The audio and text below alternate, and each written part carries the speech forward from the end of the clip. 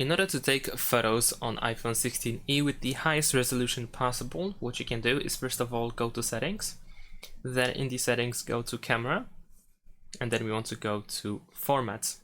First go to the photo mode and make sure that the 24 megapixels option is selected, and then also enable resolution control. After that we can go to the camera app.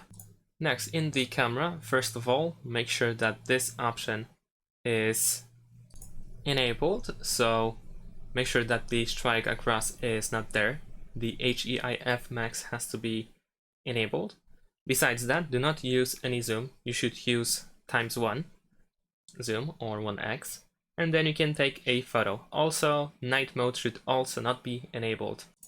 Besides that, turn off the live mode, so make sure that live is off, and make sure that the flashlight is also disabled.